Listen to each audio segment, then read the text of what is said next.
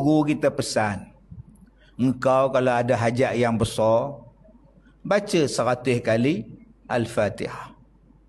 Nasihat dia. Baca. Ada hajat yang besar. Kita nak minang janda di barakah. Dan 4 kali tanya, janda tu macam jual meher je. Okey? Janda tu nama apa? Som. Rogayah Tan. Kita kalau ada hajat yang besar 100 kali. Kita kalau ada penyakit 41 kali. Ni ramai nak jumpa kita ni masalah kanser sekarang. Menjadi-jadinya pun kansernya pun. Dulu dah saya cakap dah. Berhati-hati. Tolong jangan ambil. Tolong. Tapi kalau kami tak ambil, ustaz kami tak boleh masuk supermarket.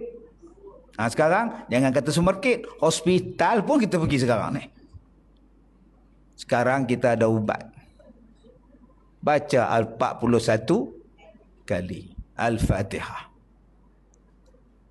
Mau senang. Al-Fatihah, Al-Fatihah, Al-Fatihah, Al-Fatihah, Al-Fatihah. Duduk diam-diam. Lepas sembahyang subuh, sementara nak isyraq tu 41 kali. Baca pada air ke? Okey, genggam tempat sakit ke? Sekarang yang paling banyak kanser. Dah buat kemo, dah buat radio. Katanya dah mati dah. Sebulan naik balik. Berakar balik. Cuba jadikan amalan kita 41 kali surah Al-Fatihah. Habis baca minum. Tiap hari minum air tadi. 41 kali. Saya kata dah dulu, lepas kita minum air tu,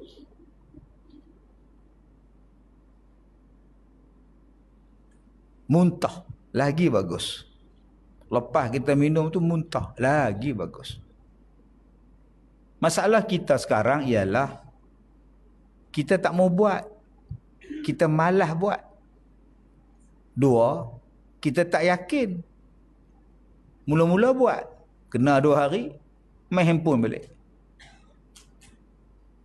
Main WhatsApp balik.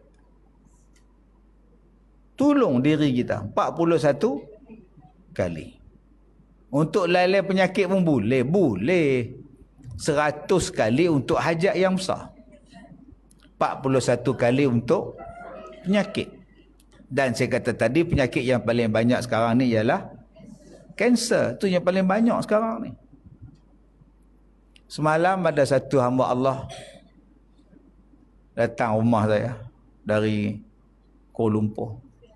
Dia kata dia pergi umrah dengan saya yang bulan ni lah. Bulan 12 kan baru ni. Yang kita buat rawatan di Badar tu. Dia kata lepas pergi berubat, minum air dia, amalan yang